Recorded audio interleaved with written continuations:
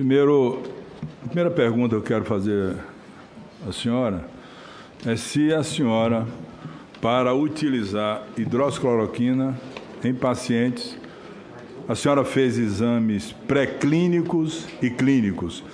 E se fez, tem os nomes, os exames que foram confirmados que os doentes estavam com a doença, se a senhora acompanhou, e tem os exames depois do tratamento, se deixaram ou não sequelas. A senhora fez exames pré-clínicos e clínicos com hidroxicloroquina. Por exemplo, a senhora usa Jacave para um câncer até raro chamado mielofibrose. E se a senhora usou, a senhora fez e acompanhou exames pré-clínicos, ou seja, para oncologia a senhora usa exames pré-clínicos e clínicos, e para o caso de Covid não usa. Se a senhora usou e fez os exames pré-clínicos, eu quero conhecer todos os nomes que a senhora fez os exames pré-clínicos, in vitro, ou em camundongo, e as 4 fases do exame clínico da hidroxicloroquina em pacientes. A hidroxicloroquina tem sido utilizada há mais de 80 anos, sem necessidade de para exames outras doenças, minha senhora. Para outras doenças, não para a Covid-19. Usada para malária, para lúpus, para artrite reumatoide. O que é o que a senhora usa, por exemplo, o Jacave para mielofibrose? A senhora testou? A senhora leu os exames pré-clínicos? Deve ter lido. E clínico para usar, e a senhora é oncologista. Agora, se vem me dizer que é uma droga usada há tanto tempo, sem fazer exames pré-clínicos e clínicos, não é correto. A senhora está errada. A senhora apostou numa droga que podia dar certo ou não. Essa é a grande realidade. E a ciência, doutora, por mais que a senhora seja formada e tenha curso, não admite isso. E se apostar no escuro, querer testar uma droga para ver se dá certo ou dá errado. Bom, se a senhora me fornecer os dados todos do paciente, a senhora falou há pouco, 300 e tantos pacientes, com nome, com o diagnóstico de certeza que estava com Covid, o tratamento e as sequelas que ficaram, com os exames de laboratório, a senhora fez o dedímero, a senhora fez dedímero dos seus pacientes? Tem o dedímero aí? Os dedímeros, eles A senhora tem o dedímero? Dos exames que a senhora fez? Dos pacientes? Não tem. Tem exame de tomografia do pulmão? Ou da ressonância? Não tem. Fez para acompanhar? Ficou sequela? Ficou fibrose pulmonar? Como é que a senhora, com a responsabilidade que tem, diz que tratou 370 e tantos doentes, sem comprovar os doentes, sem mostrar os exames? Doutora, eu fui professor tanto com a senhora, eu tenho serviços e trabalhos prestados e feitos que eu posso levar a senhora doente por doente, endereço por endereço que eu tratei. Isso é leviano, doutora. Não dá para dizer aleatoriamente, como a senhora falou, aleatoriamente da vacina, que tratou e não tem a comprovação. E vou rebater a senhora aonde a senhora trabalhou, no Hospital Einstein, que não trabalha mais. A senhora pode internar doente, mas o seu contrato foi cancelado. Vou lhe passar aqui o trabalho feito no Hospital Einstein por vários infectologistas, que a senhora não é infectologista, é oncologista, imunologista, de vários pacientes tratados, acompanhados, onde está provado que não tem efeito absolutamente nenhum a hidroxicloroquina, nem em pacientes leves ou moderados. Hospital Einstein, onde a senhora trabalhou. A senhora não tem mais contrato no Einstein. A senhora pode internar o doente, porque é um hospital que, para quem trabalhou lá, fica aberto. Se a senhora quiser internar um doente com câncer, de oncologia, alguma coisa, pode internar e tratar. Então, aqui está o trabalho feito no Einstein, é publicado em julho do ano passado. Julho do ano passado. A senhora devia ter consciência, a não ser que a senhora agora, que trabalhou no Einstein, pode dizer assim, olha, eu não trabalho mais lá e tal, não concordo. Mas aqui está o trabalho. Posso passar as mãos da senhora, eu tenho cópia, inclusive estava em inglês, foi traduzido para o português. A senhora pode ler, ou quem quiser ler perfeitamente. Bom, a minha discussão com a senhora é o seguinte, A senhora, para usar qualquer medicação em oncologia, a senhora vai ler que essa medicação ela foi testada, teve exame pré-clínico e clínico. A senhora sabe que são 4 fases do exame pré-clínico em voluntários. As pessoas têm que ser voluntárias para usar a medicação.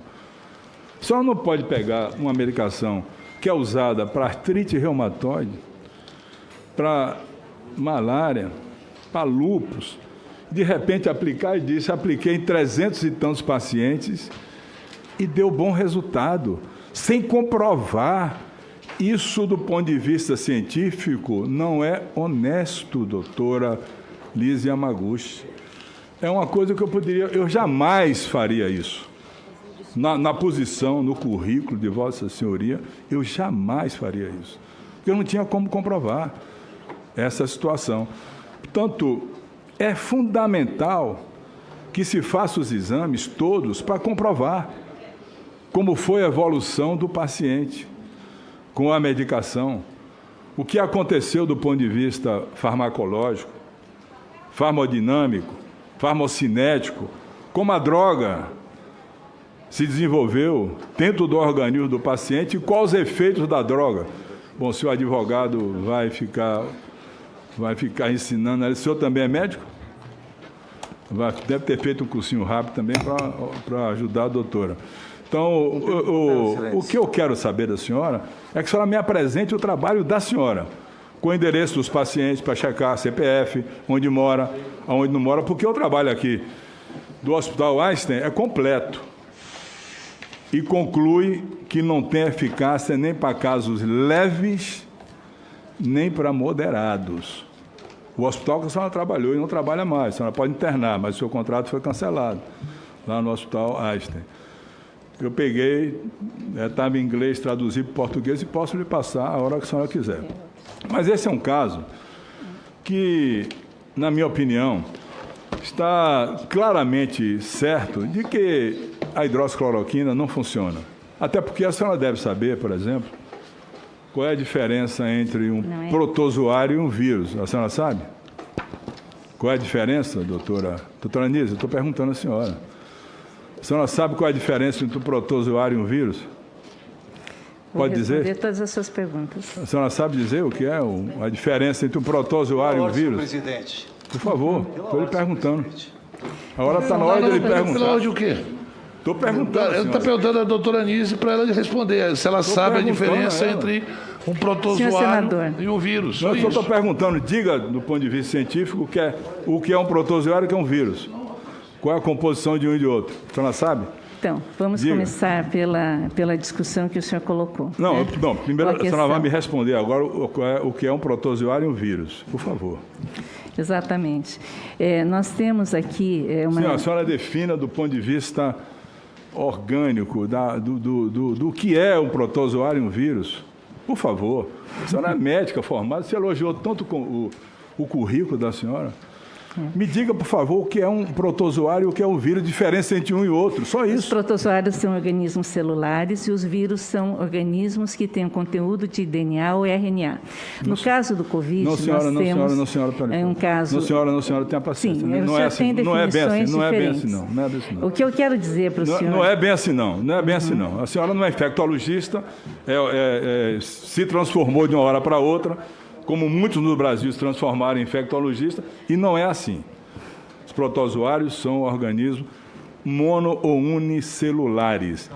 E os vírus são organismos que têm uma proteção proteica, capsídeo e internamente o ácido nucleico.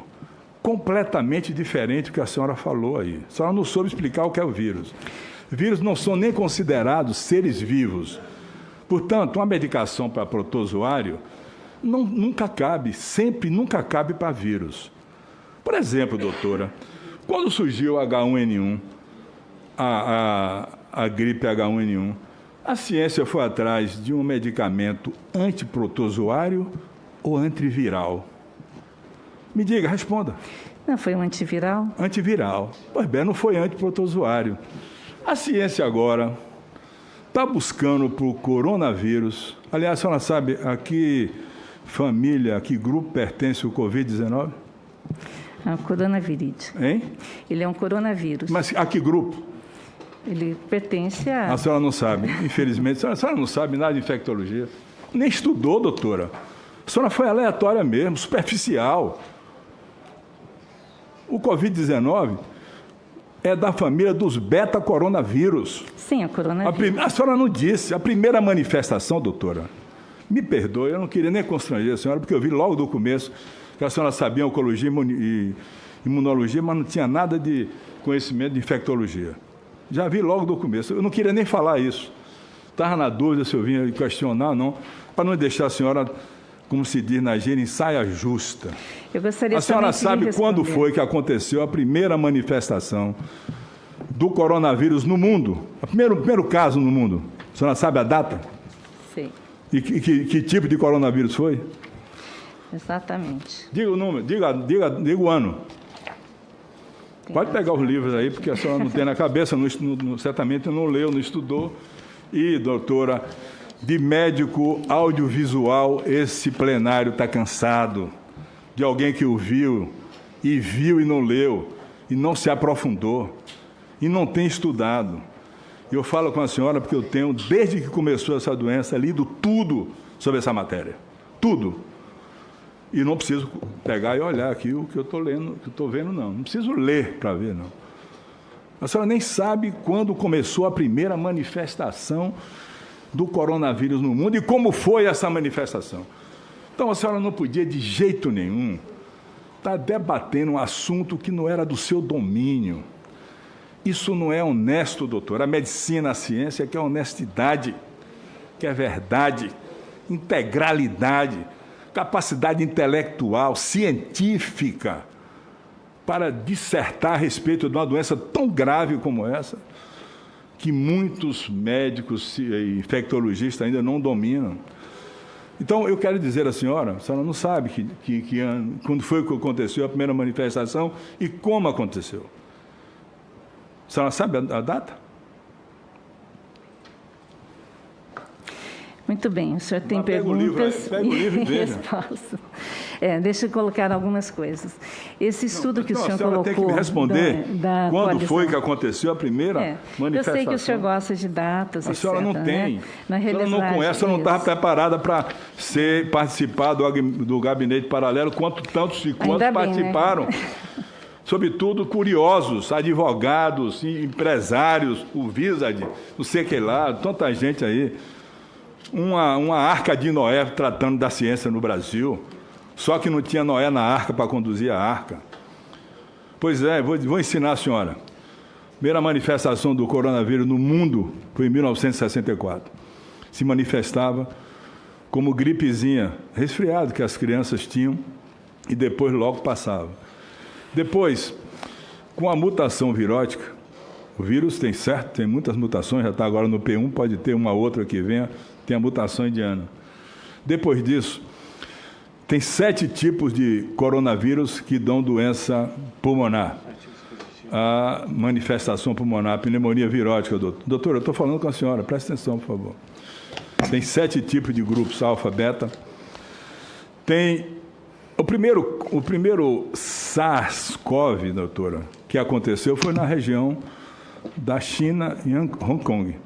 A senhora sabe que ano foi que aconteceu isso? Não sabe, eu vou ensinar. 2003. Primeira manifestação do SARS-CoV foi em 2003. Eu estou falando com a doutora, que deveria entender isso. Infelizmente, a senhora, como colocou naquela frase que o Renan botou ali, a senhora foi aleatória, simplória, não se aprofundou na matéria. Primeira manifestação do SARS-CoV foi em 2003, doutora, em Hong Kong, na China. Ele causou a síndrome respiratória, como está causando aqui no Brasil, aguda. Não teve tratamento. Sabe qual foi o tratamento? Isolamento, máscara, isolamento físico para as pessoas. Ninguém usou em 2003, em Hong Kong, pode pegar, entra na internet para aprender, e usou hidroxicloroquina. Nenhum medicamento, sabe por quê? Porque vírus não se evita com nenhum medicamento. os vírus, quando causa doença para a pessoa não ter a doença, segundos. só pode ser através de vacina, para dar imunidade à pessoa. O vírus penetra, mesmo tomando medicamentos. Então, em 2003, teve a primeira crise aguda com pneumonia virótica em Hong Kong. 2003 e na China também. Depois teve a segunda manifestação do MERS-CoV, na Ásia Menor, na Arábia Saudita, doutora. E as mulheres, inclusive, tinham menos doença porque usam a burca e não se contaminaram tanto. Foi a síndrome aguda respiratória do Oriente. Também não se usou hidroxicloroquina. Foi isolamento físico, as pessoas ficavam isoladas e que se conteve porque, apesar desse MERS-CoV ser grave e até ser mais letal do que o atual, não se disseminava com tanta facilidade.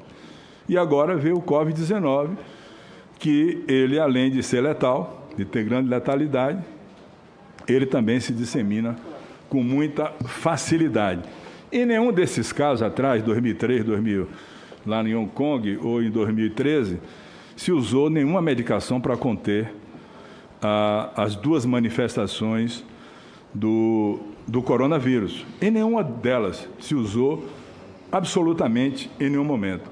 A medicina está atrás agora, e vou explicar à senhora, de um antiviral, como se conseguiu o Tamiflu, para controlar o coronavírus. A senhora sabe qual é o laboratório que está cuidando disso no mundo hoje? Qual é o estudo mais avançado?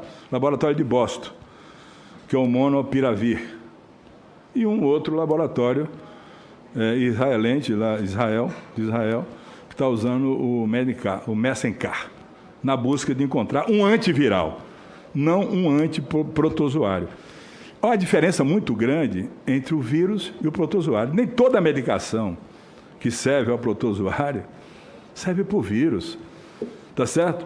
Como é que a senhora poderia dizer, como disse ali, doutora, que ia ter imunidade de rebanho? A senhora ia comprovar imunidade de rebanho com que exame, qual exame e quantos exames a senhora teria disponível nesse país que já tem 17 milhões de contaminados? A senhora ia ter 17 milhões de exames para comprovar que o paciente teve a doença. E eu pergunto à senhora, qual é o exame de escolha que se deve fazer para mostrar se o paciente desenvolveu imunidade ou não? A senhora vai dizer qual é o exame, só dizer, não precisa explicar. Só dizer qual é o exame. Né? Qual? Anticorpos neutralizantes. Mas eu preciso responder não quero. Primeiro, a senhora tem que me responder qual é o exame de escolha para identificar se o paciente desenvolveu imunidade celular ou não. Porque a imunidade tem que ser celular. A senhora sabe que tem que ser celular, né? O agressor chega, a célula está defendida, não entra. Qual é o exame que se pode fazer para comprovar que o paciente que teve a doença desenvolveu imunidade celular? E se o Brasil tem condição para comprovar que teve imunidade de rebanho e capacidade de ter 18 ou 19 milhões de exames para isso? Qual é o exame, doutora? Eu não estou dizendo que imunidade de rebanho é algo que a gente deva se caracterizar. Diga qual é o exame, por favor. E a imunidade de rebanho, doutora, a imunidade me celular... responda qual é o exame. São testes celulares para se avaliar se por acaso a pessoa já tem imunidade. E tem os anticorpos neutralizantes. A senhora vai dizer qual é o exame que prova que o doente está com imunidade ou não? A senhora vai ter que dizer. Por favor. Qual é o exame que, se fazendo, comprova que o paciente tem imunidade celular ou não? Diga o nome. A senhora não sabe, doutora. É o exame para identificar anticorpos neutralizantes, doutora. Mas eu expliquei. A senhora não sabia, doutora. Neutralizantes. A senhora tinha que ser oncologista, imunologista, mas tinha que entrar em infectologia. Agora, o senhor me dá licença, eu preciso responder a uma série de acusações. Eu não queria constranger a senhora. Eu preciso mas a responder. senhora não sabe responder absolutamente nada. A senhora tergiversou em tudo. Não soube dizer o que é um vírus, o que é um protozoário. Então, assim, nem todos os pacientes... Espera aí, o advogado vai falar agora. Vossa Excelência, para concluir, senador Otto, que já ultrapassamos bastante seu tempo. Não, ela não soube responder nada. Agora ela vai responder para você. Eu fiz um testezinho simples com ela. Qualquer criança, qualquer menino de segundo ano, terceiro ano, eu fui professor de química, por muito ano de biologia. Isso é beabá. É beabá. É beabá. A senhora não sabe, a senhora jogou no escuro assim, com um grupo de pessoas que não entendia absolutamente nada da doença, inclusive chamou o ministro Pazuello para um seminário. Meu Deus do céu, o que é que o Pazuello vai dizer no seminário? Ele não sabia por que chamava Covid-19. Eu perguntei, ele não sabia. Eu disse, é porque surgiu em 19. Não sabia, doutora. Brincadeira com a saúde do povo brasileiro. A senhora brincou com a saúde do povo brasileiro, falando em imunidade de rebanho, hidroxicloroquina, tratamento precoce, uma receita no Ministério da Saúde de forma institucional para as pessoas tomarem o remédio. Eu vou perguntar à senhora aqui também de novo. Fácil de responder. A pessoa tem arritmia. A senhora, para dar hidroxicloroquina, a senhora faz um eletrocardiograma? Faz? Sim. Faz um ecocardiograma? Sim. Como é que o Ministério da Saúde, como é que o Ministério da Saúde deixou a receita no site para o povo brasileiro todo tomar, doutora? A senhora sabia? Não só isso. A senhora sabia que a arritmia, aí a cardiologia a senhora não deve saber também. A senhora sabia que a arritmia, para quem toma uma medicação, a arritmia é dose dependente? A senhora sabe o que é dose dependente? É uma doença que você tem, você toma o remédio, e o remédio, quanto mais você toma, vai exigir que você tome mais. É como antibiótico, quando tem resistência. A arritmia é dose dependente. Você não pode começar a hidroxicloroquina com a dose lenta na arritmia e depois vai precisar mais. Então, por quê? Porque é uma enfermidade idiosincrática. Pela natureza dela, a pessoa que tem também a arritmia pode receber uma medicação e ter reação à medicação. E mais eu pergunto à senhora, se a pessoa tem arritmia e tem um espaço QT longo, ela pode usar hidroxicloroquina? Doutora, eu estou perguntando. Não. Não pode, não. E como é que dá a receita para o povo todo, para o Brasil todo? A senhora sabe quantas pessoas morreram, doutor? Eu faço com o meu coração cortado, doloroso.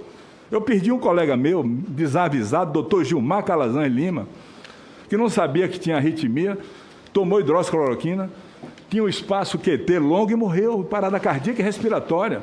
A senhora contribuiu para botar no teste COVID hidroxicloroquina para o Brasil tomar. O presidente da República levantou a caixa, toma aqui.